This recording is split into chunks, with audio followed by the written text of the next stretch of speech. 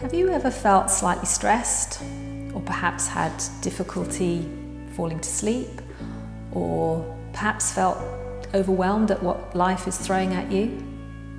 If the answer is yes to any of those questions, over the next 45 minutes or so, we're going to be exploring together ways of supporting you at those times.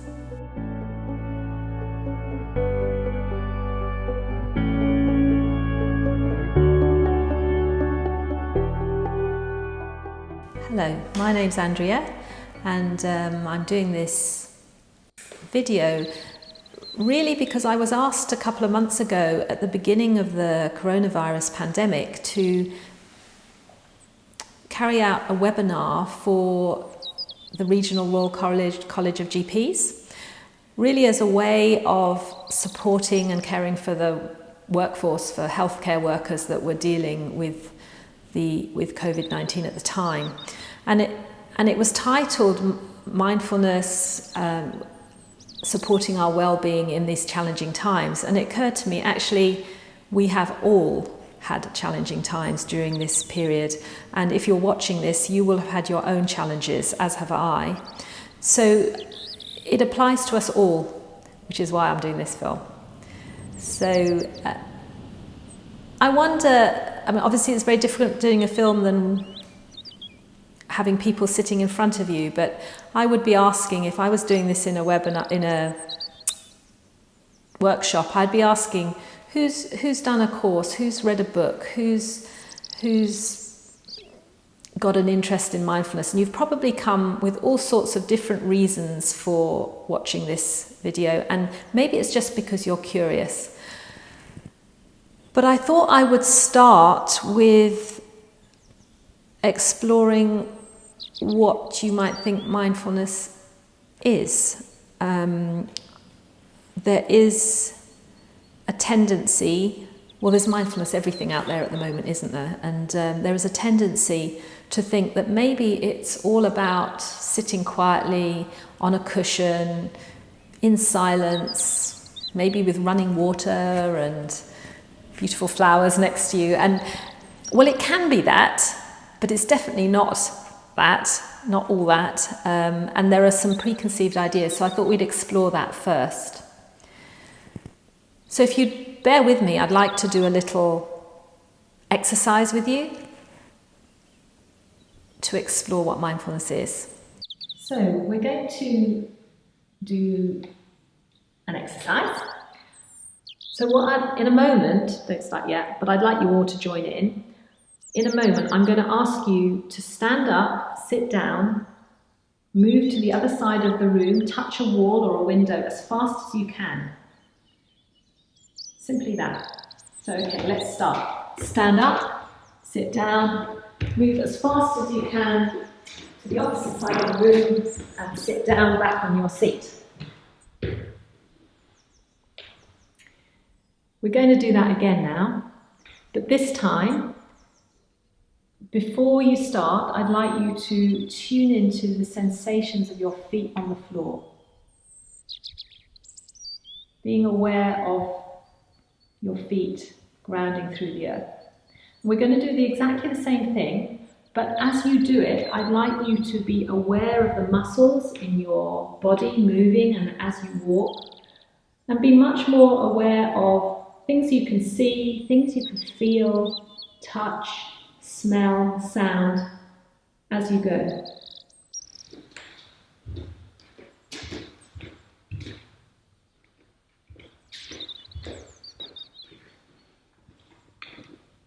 So I'm just curious, think about those two experiences that you've just had. What was the difference between the first time we did the exercise and the second time we did it? How did they feel? So if you were all sitting in this room with me, I imagine you would probably say things like, the first time we did it, it felt chaotic. I didn't know what was expected of us. All I wanted to do was get the job done. I just didn't notice anything about the whole exercise. I just wanted to get back to my chair. There was an element of getting there as fast as you can. And and a certain discomfort about it. And how did the second exercise feel? And people, you may well think that actually maybe it felt slightly less chaotic. Maybe you did it a little bit less quickly. I didn't actually ask you to do it less quickly, but maybe you did. You slowed down. And maybe you noticed more things. So you may have really noticed things in the room, or the feel of your feet on the ground. You may have been aware of the muscles working as you walk towards your wall or your window. Maybe you felt the touch as you touched the wall. You actually felt the wall. Maybe you noticed what was outside a window. Maybe you heard a bird, or you heard a car, or whatever, wherever you are. Maybe you heard something, maybe you smelt something. And the whole thing maybe felt slightly less chaotic. The point really being, obviously, is that we all walk around, we all walk down corridors, we all do these things every day of our lives, and yet the experience can be completely different depending on how much attention you're paying to your surroundings, to your body, and whether actually you're just up here the whole time. So mindfulness is about being in the here and now. It's more a state of being than something that you do as such. And it can lead to every experience feeling more grounded and also richer. And it's not something that you have to do extra. Because people at this challenging time will always say, well, I can't take a single thing on. And of course you can't, but this is not about doing something extra. It's about showing up for what you're already doing. And the experience is different. We'll carry on exploring that. There is a definition of mindfulness, paying attention on purpose, moment by moment, non-judgmentally. This was a definition by Jon Kabat-Zinn, who really founded the MBSR, the Mindfulness-Based Stress Reduction course in the States back in the 70s. And there are variations of that definition, but paying attention on purpose, moment by moment, non-judgmentally. It sounds really easy, and it's really not, or it can be. It takes practice, just like everything else in life. And you can... In fact, we just did that. We paid attention on purpose, moment by moment, as you walked across the room and sat back down on your chair. And the non-judgmentally is something, it's just what human beings do. We tend to judge things. I could do this faster, better, calmer, whatever. But we'll explore that a bit further as we go along. So as we move on, I'm wondering, I'd like to ask you a question. Have you ever driven to work or driven to the shops and not remembered a single thing about the journey? I think most of you will be saying yes to that. So what are we doing? Where are our minds? What are we thinking about?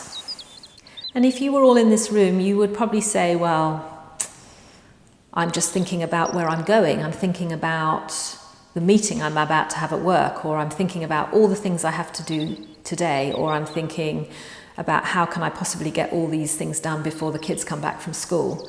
Or you might even be thinking about what happened this morning. Oh, I wish I hadn't said that. I wish I hadn't lost my temper. All these things. So we tend to be thinking about the future or the past and not being in the here and now, in the present moment. And it's not that there's anything wrong with that, but the point is we often are unaware that we're doing that, and it can lead to problems. There are times when being in what we call automatic pilot is really helpful. Actually driving, you have to be an automatic pilot, otherwise we'd never get anywhere, would we, if we were trying to... you remember what it was like when you first started to drive. So sometimes it is useful to be an automatic pilot, sometimes it's unhelpful, but what is desirable is to know whether you are or not, because it has profound effects on how we think, how we feel, and how we behave. I think, and in a way, we notice things more if you're not in automatic pilot. We just did that with the walking across the room, so we'll explore it in another way. So I want you to imagine that you are walking down a street. Maybe close your eyes if you're watching this. You're walking down a street. Someone you know quite well is walking towards you on the opposite side of the road. Your eyes meet, so you know that they have seen you, but they just keep on walking. You wave, actually. You wave at them, but they just keep on walking. How does that, what immediately comes to mind? How do you feel? And what do you do? So obviously we can't explore this with everybody, but what will normally come up is that some people will have that reaction of, oh, what have I done? What have I done to upset them? And then there will be lots of thoughts about, was it last night? Was it yesterday? Was it the day before? What could it be? And a lot of worry and thoughts going around, and maybe worrying about it for hours, days, weeks even. Some people, you might send them a text, ring them, or maybe you don't do anything and you worry until you next see them. And others might think, how rude, how could they do that? Feel anger and think, I am never talking to that person again, and they don't. Or maybe some people would think, oh, I hope they're okay. I better either run across the road and see if they're okay, or I might send them a message later on. And there'll be some that think, well, we've just explored the fact that people are in automatic pilot. Maybe they looked at me, but they weren't there. They were thinking about something else. Or maybe they didn't have their contact lenses in. The point is that it's exactly the same situation for all of us, but we may well have interpreted it in a completely different way. And that leads to huge differences in the way we feel about it and how we spend the next few hours, weeks, and months. In other words, we can sometimes create these stressful situations ourselves. We all have habitual ways of thinking, which lead to habitual ways of feeling, which lead to habitual ways of behaving. And they can sometimes be really helpful, and they can sometimes be unhelpful. And that is automatic pilot. So that is why we want to create a mindfulness practice, because we can't stop really challenging things happening as we're all experiencing at the moment. But what we can do is become more aware of our habitual ways of thinking, feeling, and behaving, and thereby moving from a mindless reaction, which takes us all over the place, to a more mindful response, maybe tapping into our inner wisdom. And we do this by using our bodies. If I said to you, stop thinking, there's absolutely no way you could do it, is there? We have to replace it with something else. If we're thinking or worrying about something, we have to replace it with something else. And we do this by going into our bodies. Because by going into our bodies, the sensations that are in our bodies, as we did that tiny practice at the beginning, I asked you to feel the ground under your feet. I asked you to tune into what you were seeing, what you were feeling, what you were smelling, hearing. By doing that, you've come out of your thinking mind, and it gives you just that little pause to maybe realize that you're in one of your habitual loops, and it would be more helpful to behave in a different way. So we're really increasing our awareness of the here and now, the present moment, and we're doing that by sensations in our bodies. So we've discussed what. I'd just like to talk about why. Why develop a mindfulness practice? So I'd like to go through what I've called the pressure performance curve. So at the bottom of the graph, you can see pressure, but this is more demands on you, demands that are made in life. So it's not necessarily at work, or it may be the demands of family life. It might be demands on you just in general life. And then on the other axis, you've got performance. And again, this isn't about getting reports done, or it's more about functioning in the world, functioning within yourself, within your family, within your community. And you can see when there's not much demand on your time, you tend to be in the A category. So and people don't function very well. So this tends to be people who maybe you're unemployed, or maybe you've got, there's loneliness, for social isolation. When people feel that there's really no reason, no one will know whether they've got out of bed or not, people don't function very well. So you need a little bit of demand on your time and on your life. And as the pressure moves up, people go into the B category. And this is where people want to be, essentially, if you're an elite athlete, the coaches want you to be there. If you're in a workforce, your managers all want you to be there, because there's demands on your time, but you're working really hard and you're getting lots of satisfaction and you're functioning really well. So this is in the B section. But we know that as the pressure goes up, we get to a point where we get overwhelmed. Have you ever felt overwhelmed? You've seen it, you've experienced it yourself, and you've probably also seen it in family members, colleagues, friends. When the demands get too high, you just can't do anything well, or you feel you can't do anything well, and your functioning just plummets, and then you're in category C. D, the dotted line D is for delusion. D is when people think they're doing really, really well, and they're getting everything done on time, but actually you've become very tasky, and so you're getting things done, but you fail to realize that your colleagues leave the staff room when you get there, or your teenage kids go up to their bedrooms, that you've just become really tasky and not aware of people around you. And that line is also not that healthy, because it tends to plummet. So in reality, we go along this line all the time. Sometimes we're in A, sometimes we're in B, C. We go backwards and forwards along this line. But the point with a mindfulness practice is that you notice when you're at that tipping point, when you're starting to, you notice where you are all the time. You notice where you are on the line, but you especially notice when you're moving into overwhelm, and you can then do something about it. And that's why we're trying to develop a mindfulness practice to deal with the challenges that life brings you. Okay, so we've looked at what, and we've explored why, and I'm just going to briefly touch on how.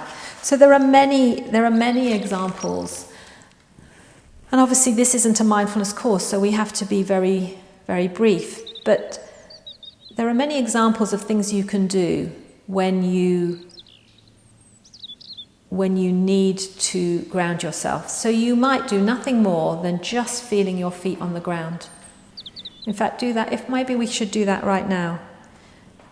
Just sensing the ground under your feet, feeling the points of contact with the ground, points of your feet that are not in contact with the ground.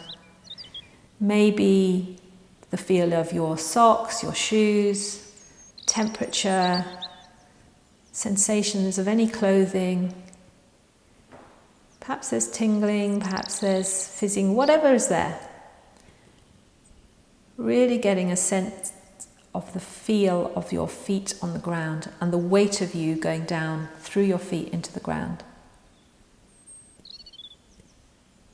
So that's a simple thing that you can do when you're being triggered for whatever reason. And often we know, maybe not all of you, but many of you will know that if you feel anxious, if you feel scared, you know that you feel it maybe in your stomach or in your chest or in your hands or in your forehead, wherever it is. You get that sense, you get that feeling, and you know that you're being triggered. At that point, just choosing to come back into the here and now, come back into the present moment. You're doing it through your body. You can do that in a queue in a shop, you can do that in an argument at work, you can do that right in the middle of a heated discussion with your teenage kid. So no one knows you're doing it secretly. So that would be one example. People often talk, don't they, with mindfulness about taking your attention to your breath. That is really helpful if that's what you're used to. But if you're new to this, you might find that the breath is not quite such a helpful place to go, because if you're under a lot of anxiety and tension, our breath tends to be shallow, or maybe we're holding our breath. So the breath cannot be a very grounding place to be. So if you're used to it, by all means, taking your attention to your breath, feeling that in-breath, feeling the out-breath, welcoming the in-breath, welcoming the out-breath. But it might not be the place that in times of great challenge that you want to go, especially if you're new to this. So sometimes it can be really helpful to do something very normal, to choose any object that's around you. So if you were feeling triggered by anxiety or fear or anger, maybe just even lifting your glass of water that's on the table next to you, or a cup of tea, and really feeling the glass, feeling the temperature, the textures of the glass, really looking at the water, the way the light is shining on the water, maybe moving it slightly. And then obviously the sensations on your lips, in your mouth, the coolness as you swallow, feeling the water going down through your throat. While your attention, your awareness is fully on your glass, on your water, you are in the present, you're in the here and now. And you've left this mind. And at that point, you might be able to ask yourself the question, what do I most need right now? What would be most helpful? And it might alter your whatever you think, feel and do completely, and lead you to a more helpful place. And you can do this with anything. It can be anything. It can be your hand, it can be a sound. It might be just tuning into the sound of a lorry outside. It doesn't all have to be beautiful and quiet. It could be a police siren outside. It could be the building site. Whatever it is, just tuning into that sound will take you into the here and now. So almost anything. And there are kind of two different approaches I would suggest. There's one having a regular practice. So it might be that you just show up every day to when you're in the shower. I had a participant in a group once who said every morning she goes to Barbados because of the smell of her shower gel. So it had transformed her morning. Just by showing up in the shower, it's a completely different experience to being in the shower and thinking about the really difficult meeting you're about to have, or the horrendous meeting you had the day before. It's a completely different experience. So just turn up, just show up to an experience that you do every day. So it might be being in a shower, it might be your drive to work, it might be the first few mouthfuls of your breakfast. Whatever it is, so a regular practice, and maybe in the morning, maybe in the middle of the day, maybe the transition as you go home. It gets you in that habit of experiencing and grounding and being in the here and now, just showing up for the experience. And the more you do of that, the more you're likely to do it when you get triggered. So then you start to do the same kind of things, but when you are feeling particularly anxious, feeling overwhelmed, feeling angry, feeling despair, feeling hopelessness, whatever it is, same things, but you're more likely to do that then if you've got a regular practice of doing it daily. It can be, I find metaphors quite helpful. So we're going to explore two, and for some reason they both seem to be about flying, but anyway. So the first one is the idea of the air balloon. And if you look at the picture of the air balloon, you'll see that obviously the balloon needs bursts of warm air to allow the balloon to stay up. So you need constant bursts of warm air to keep your balloon up in the air. And what you have to decide is, what are those bursts of warm air for you? What is it that lifts you? And often you'll find that they're not necessarily luxuries, they're essential things. So it's often about giving yourself permission to give yourself that warm burst of air. So it's also often about the attitude you bring to that activity. So for instance, you might say, I'm going to have a really hot, bubbly bath. Well, you can be in that bath and you can be really feeling that sense of gratitude, that lovely warm water, enjoying all the aromas and the sensations on your skin. Or you can be in the bath and remembering all the difficult conversations you've had that day, either at home or at work, and then the experience is lost to you. So it's not only about deciding what are the warm bursts of air for you, but also bringing attitudes of kindness and gratitude, and always that need to be in the here and now, to be present, to be there, to be present to the experience, showing up for the experience.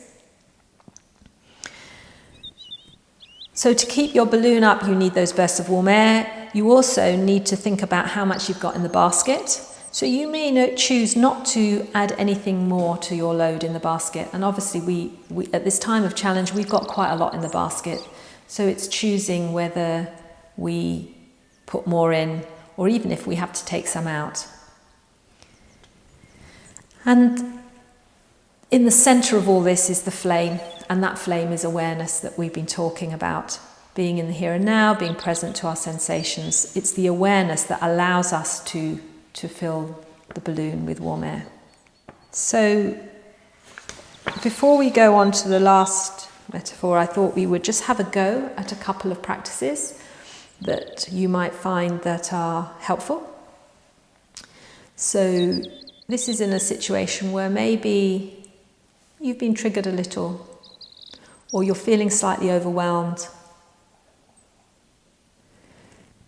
You may simply want to look at your hand. We tend to go everywhere with them, so that's handy. So you may want to look at your hand and just look at the shape of it. Please join me in this. Look at the shape of it, the shape of your fingers. Looking at the skin or the different colours. Being aware of the temperature of your hand. Maybe even bringing your fingers a little bit together so that you can get a sense of the texture of your skin. Moving your joints of your fingers very slowly. Being aware of those sensations. Maybe touching a fingernail.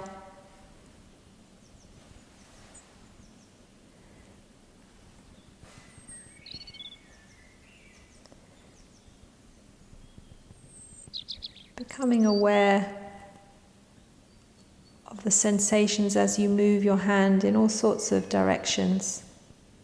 Maybe turning it over, looking at the back of your hand, being conscious of the tendons moving your fingers and the blood vessels taking blood to your fingers. And that's it. That's something very simple that you can do at a time when maybe you need to bring yourself into the here and now. So sometimes maybe we need to do something a little bit more, a little bit stronger. You need something you can do when you're being triggered, really. And there's a lovely practice called the petal practice, where you imagine that your hand is a flower. And as you bring your fingers together, it becomes a little bud. And as you allow your fingers to move outwards, it becomes the opening of the flower. So with this, you can coordinate it with your breath. So as you breathe in, you allow your fingers to form a little bud, feeling the fingertips. And then as you breathe out, allowing the petals to open, breathing out, the flower opening. So as we breathe in, your fingers become the little bud touching in the top. And as you breathe out, you slowly open that flower.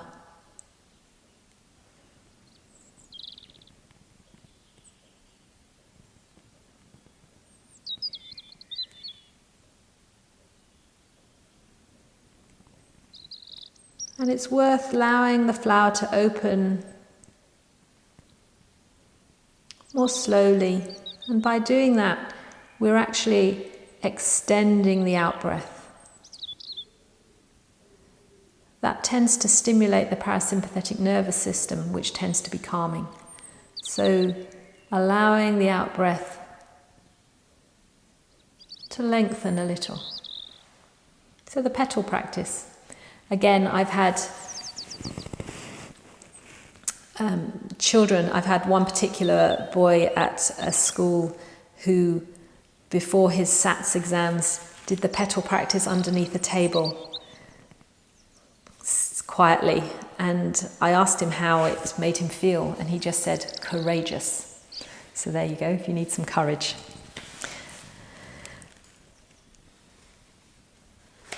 So we've talked about what mindfulness is, we've talked about why you might want to develop a mindfulness practice, we've talked about how you might bring some very simple practices into your life. We talked about the balloon, about the need to give yourselves uplifting bursts of warm air, and how to ground yourself. So we've talked about grounding ourselves through our feet, but also maybe attention to your hand and to the petal practice. So ways of grounding yourself, bringing yourself back into the here and now, showing up for your experience. And the last point I really want to talk about was how we respond to whatever it is that's pulling you away, taking you off center, dragging you back into overwhelm. And that brings us to our last little diagram, which is, again, to do with flying, and entitled Responding to What is Pulling You Away. So it's the idea of flying a kite. So sometimes we might be just flying a little kite. So it's whatever's challenging us, whatever decisions we have to make. So it might be just a little small kite. It might be something like, what am I going to cook for dinner tonight? Or what am I going to do for the rest of the day? It might be quite a small kite. But other times it can be a really big kite. And I think that's one of the things that we're exploring at the moment in this time of uncertainty and challenge. We're flying pretty big kites. And if you're trying to fly a really big kite and the wind is buffeting you around and you're finding it really difficult, you can see there's a real need to be present. You've got to really concentrate on flying that kite, and you've got to be grounded, otherwise it's just going to pull you away. And at the time when you're feeling overwhelmed and there's lots of sense of foreboding, maybe your workload is huge, maybe you're having to try and work at home and you're multitasking, maybe your children at home as well. There's a lot going on. So people I know are trying to fly very big kites. So there's really even more of a reason to stay present, to stay grounded, but also to always know that you can actually let go of that kite. You can let go of that kite, or maybe the wisest thing to do is to land that kite and pick up a smaller one. The other thing to be aware of is that maybe you're trying to fly more than one kite at the time, and that's really not possible. So consciously, in situations, putting one kite down and just flying one at a time, being aware of that. We are often, when we're in overwhelm, we just aren't even aware that we're doing it, but being conscious of not flying more than one kite. And the other one is not allowing other people actually to give you their kite. That can happen.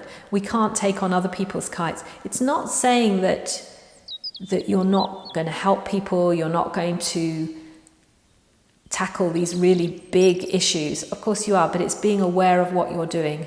Being really aware of how big your kite is, that you're only flying one, and that you know at all times you can either land it or let it go.